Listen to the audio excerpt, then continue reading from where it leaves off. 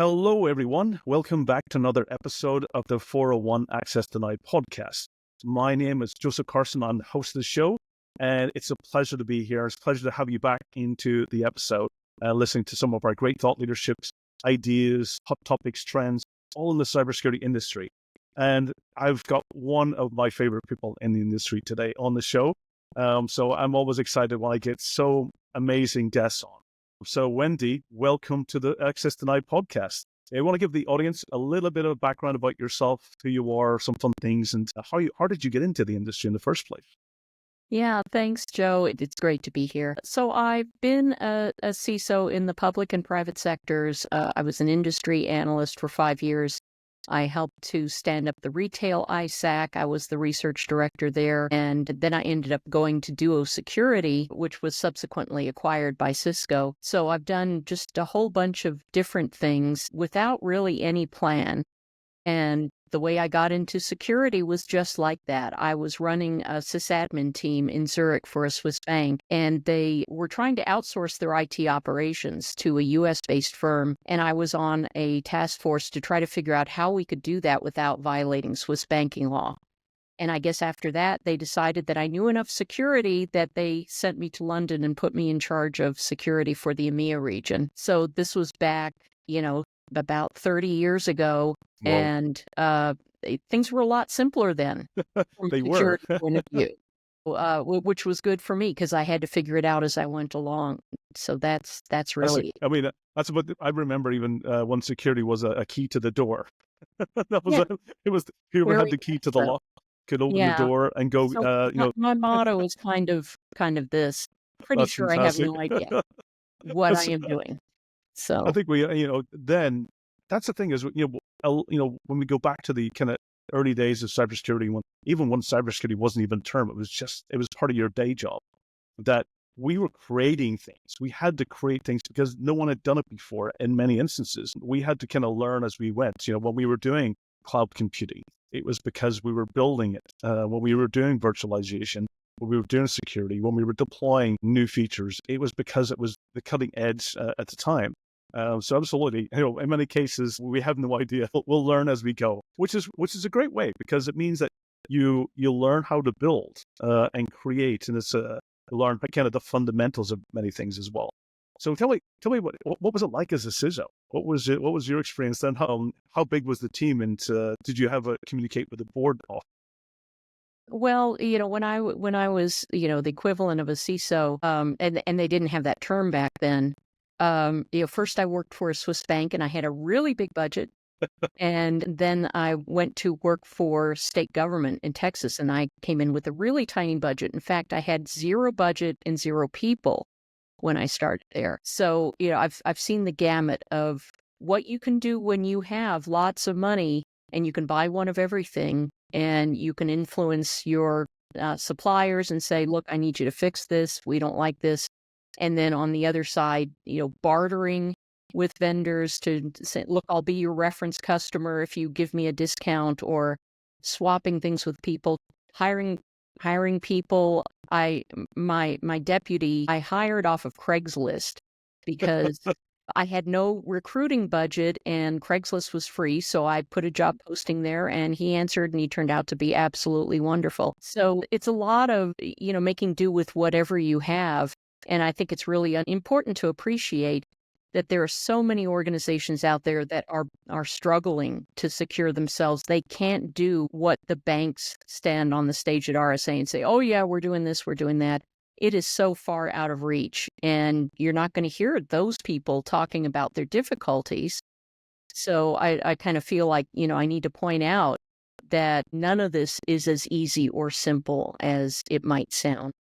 Absolutely. I mean, I've seen the same. I've seen many organizations who really they had to decide really wisely about the solutions, about the investments and the budget they spend, because they don't have a lot. And sometimes it's taking away from one or something else. It could be important to the business as well, for the business to be successful.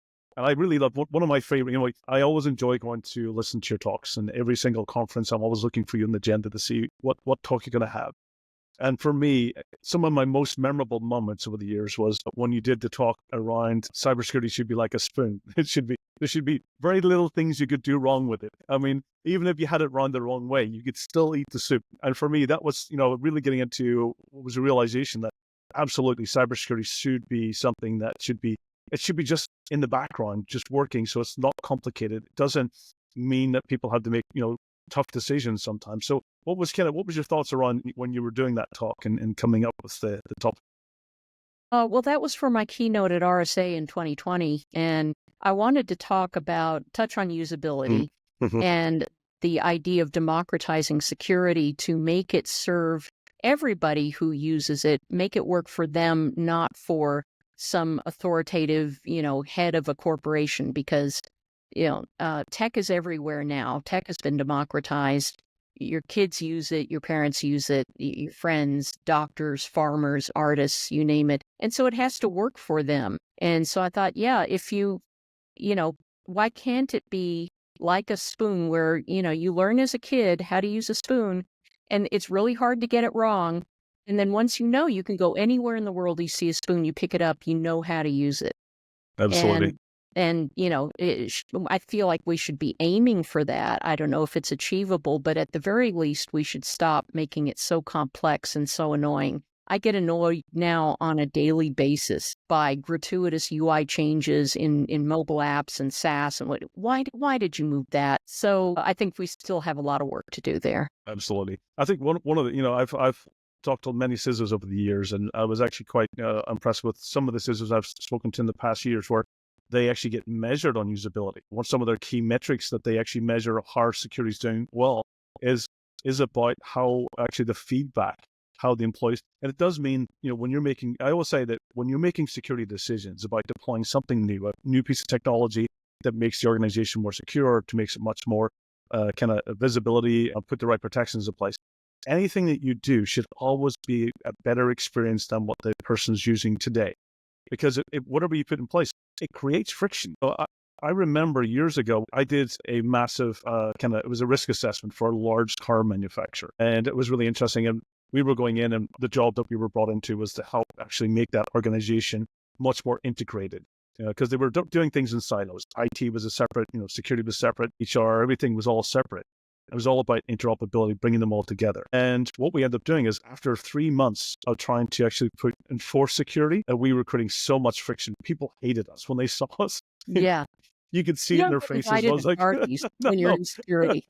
You were basically, if you went to lunch, you sat by yourself. Yes. And everyone else sat even if there was like lots of space next to you, everyone sat in other places, and you're going, what are we doing wrong? That was a realization for me that, we needed to change how we communicated security to the organizations and to become less law enforcement, less enforcers, to being much more integrated.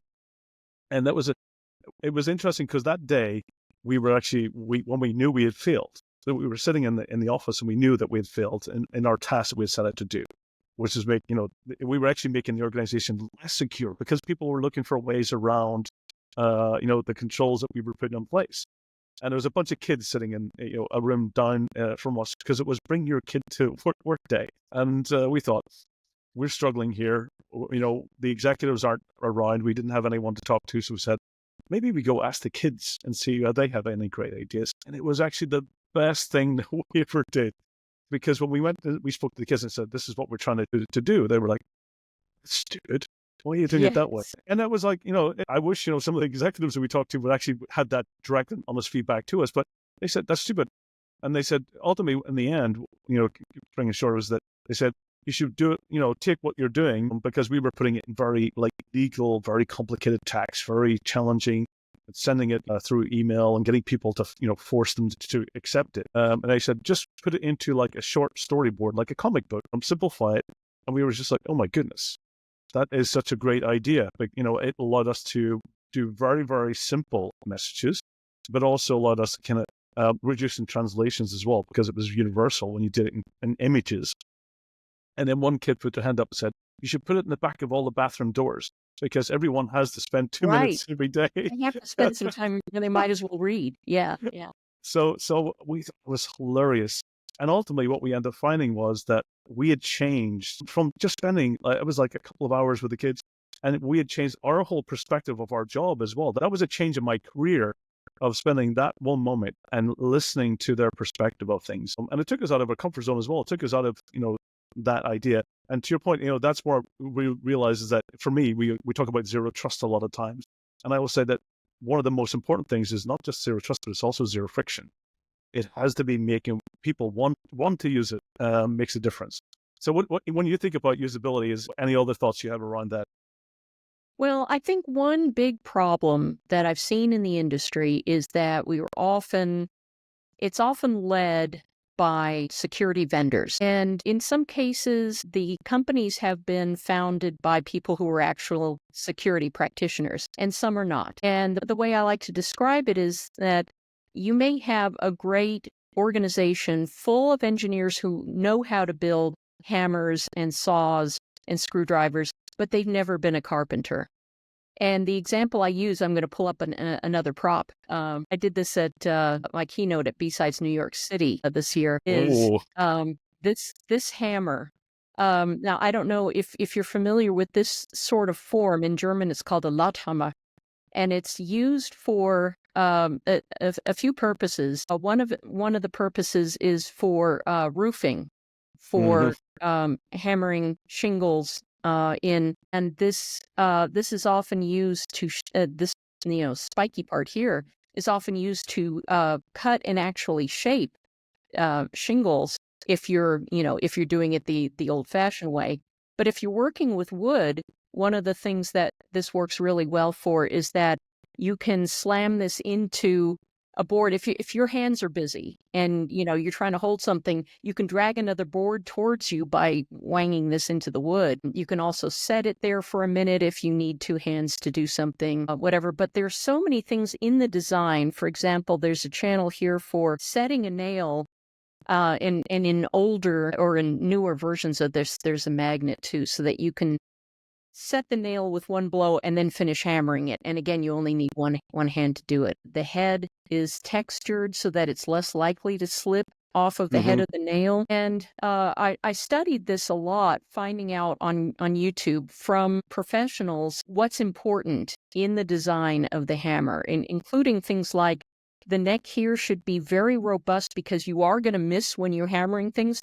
You do not want to destroy this part and have the head fall off. The grip makes a lot of difference, how the material reacts when it's wet, if you're working outside in the rain. There are all these things that you cannot know if you are not a carpenter. And the problem is that a lot of these design issues are addressed by just going out and surveying customers. And first of all, in a survey, you're only going to ask what you know how to ask.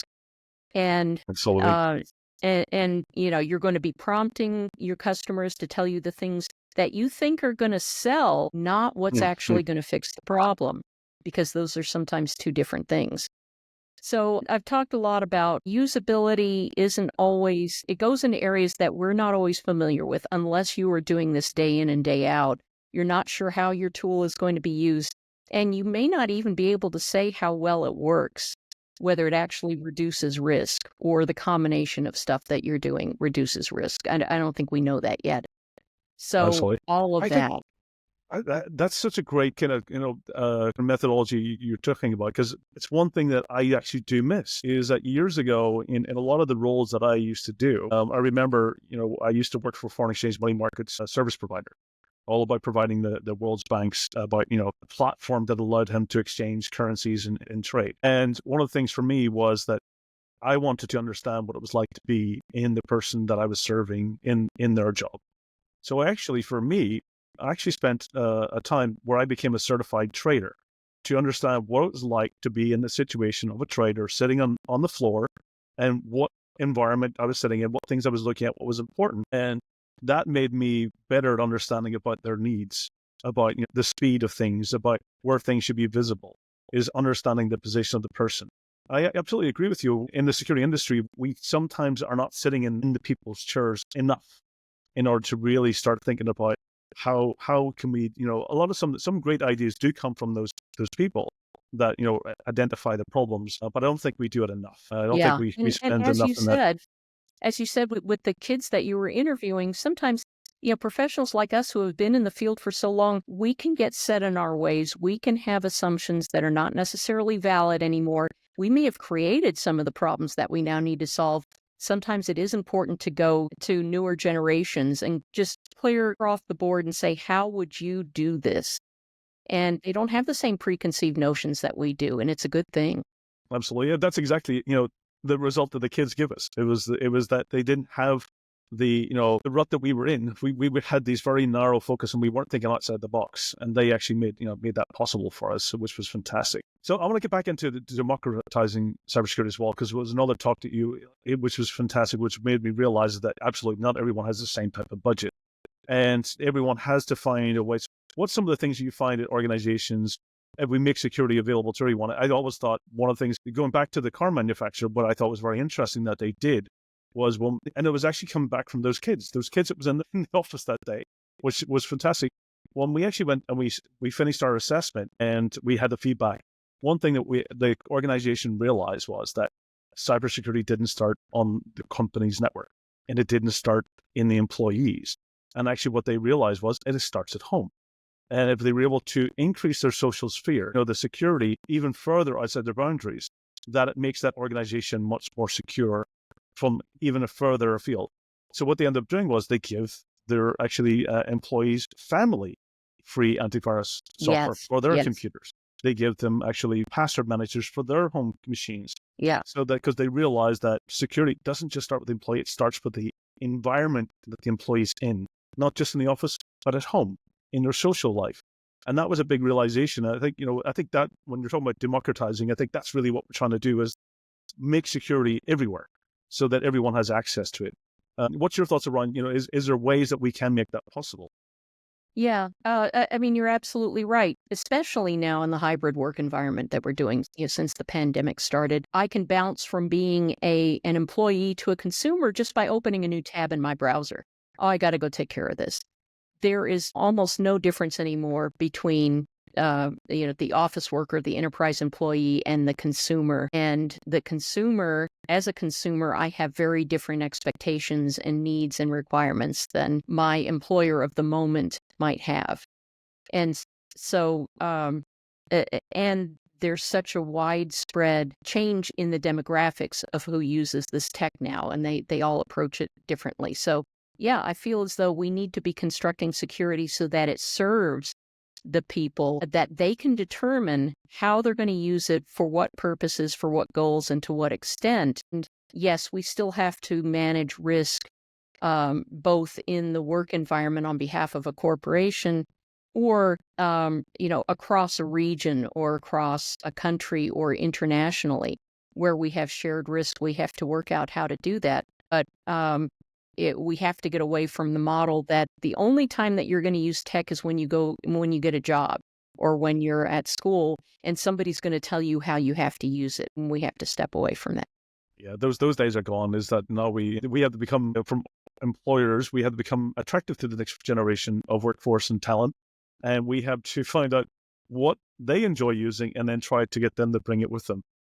It's went to, where it used to be bring your own device, to bring your own office, bring your own home, bring your own identity, to bring your own everything, and we'll just, make it facilitate. I even had this idea that people will bring their own software licenses because they'll get it from education, because it's whatever they get educated in and whatever they learn as, through their education and development, that they will bring the things that they learn into the workforce and leverage those. Absolutely. The way the work environment is significantly changing, because we now have to be flexible to whatever the next generation is going to be wanting to use, and what's interesting for them to use as well.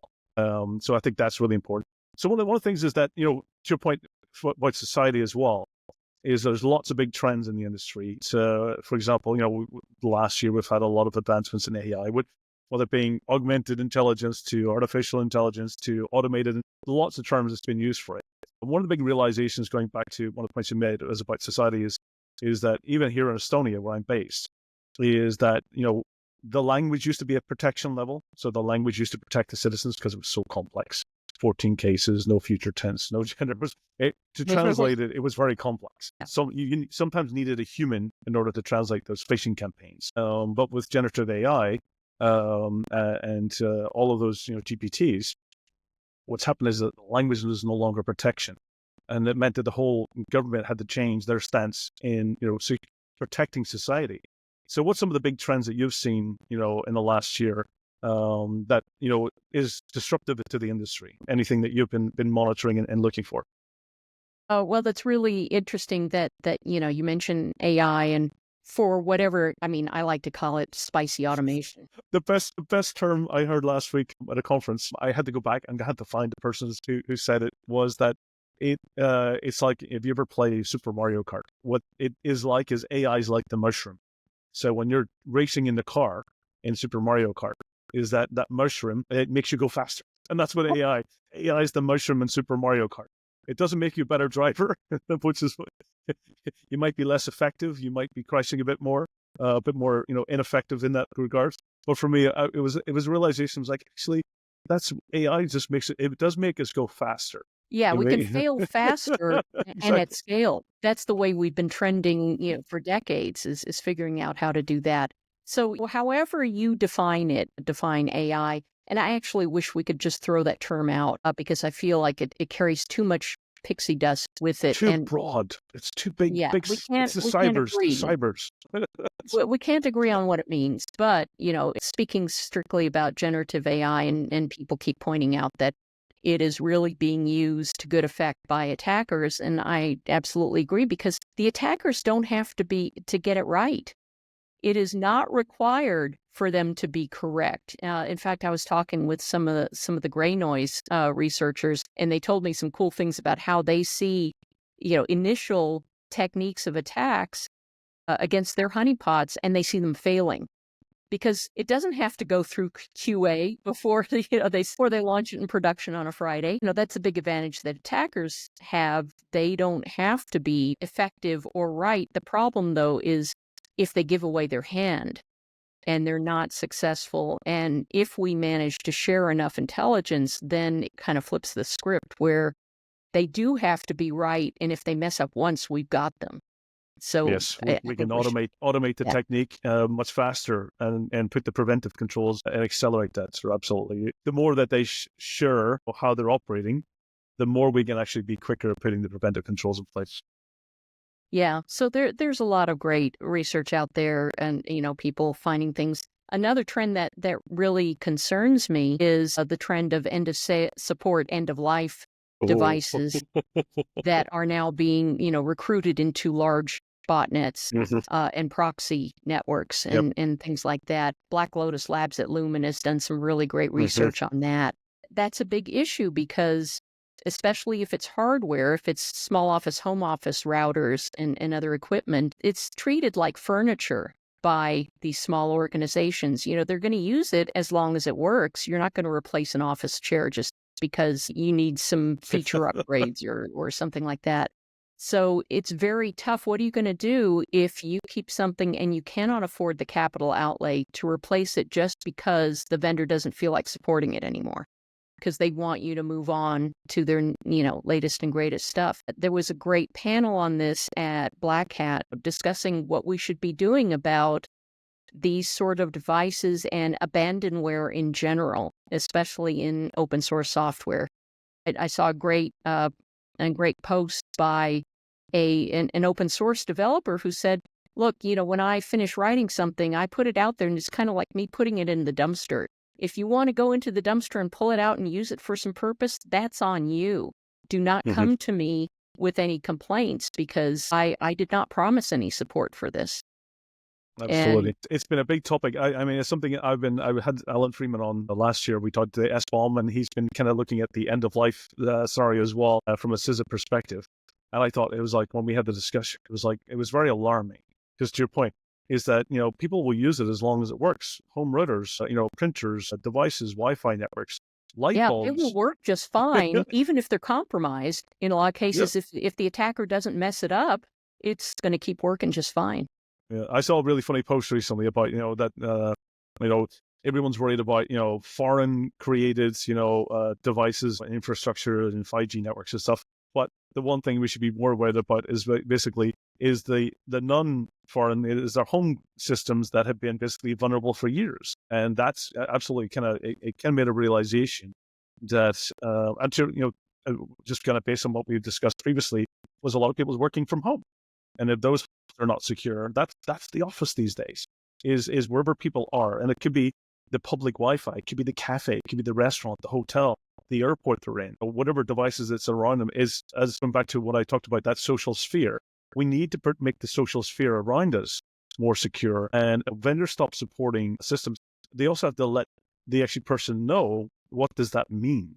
Right. What does it mean now? What could it mean in the future, possibly? Forward-looking statements are really hard to do. Nobody's going to want to make them. Yeah. Yeah, there's a big discussion. Part of that was that when vendors make that decision, then, do they actually go and open source the software then?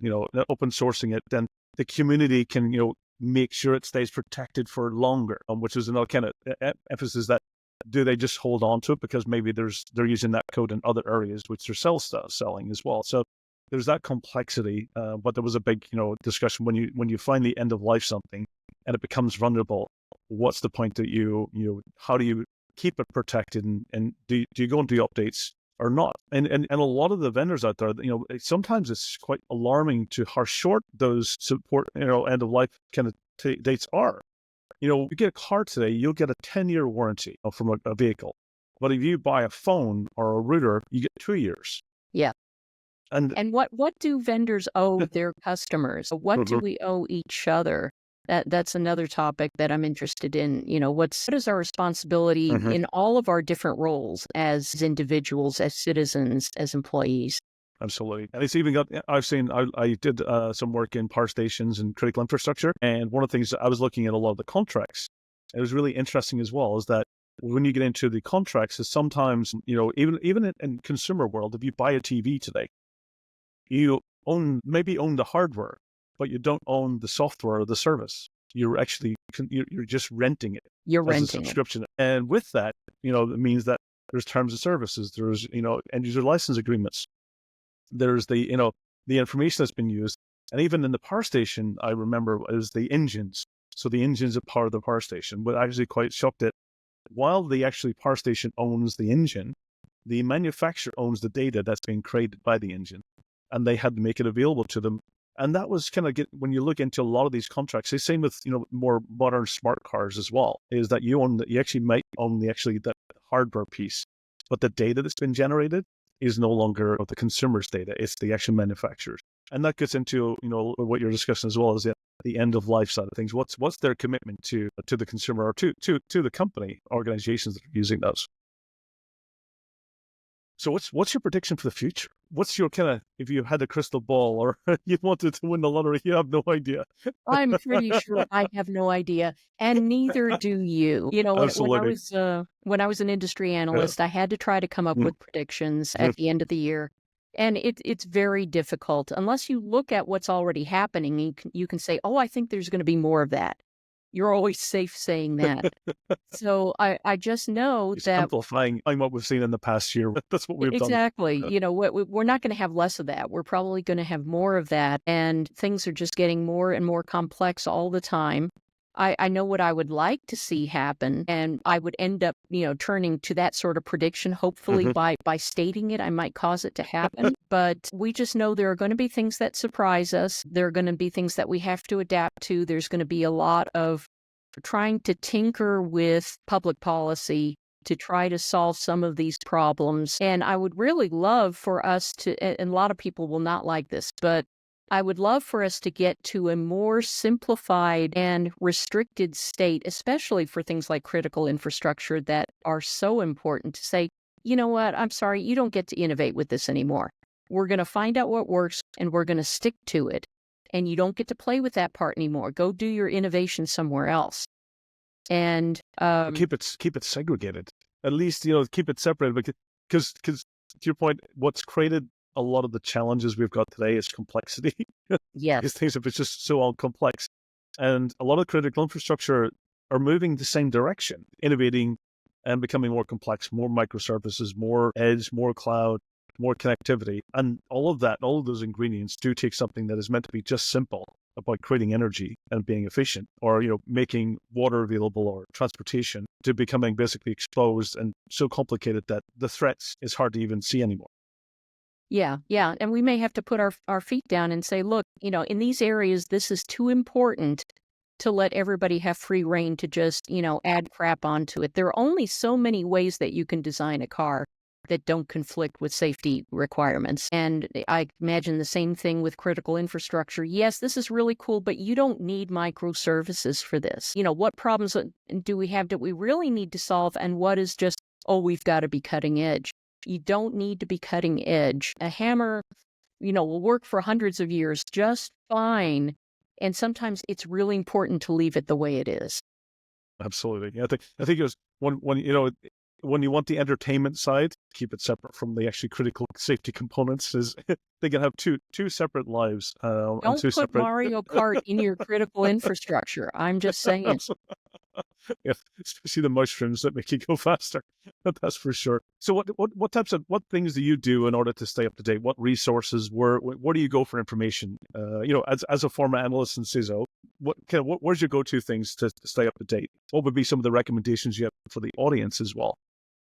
That's tough. I'm not on Twitter anymore, or X on principle, but I am on Mastodon, and I still follow a lot of security people who are just kind of talking, throwing out ideas, or announcing something, or saying, hey, this is really weird. Has anybody else seen this? And you'll find that breaking news is often there first.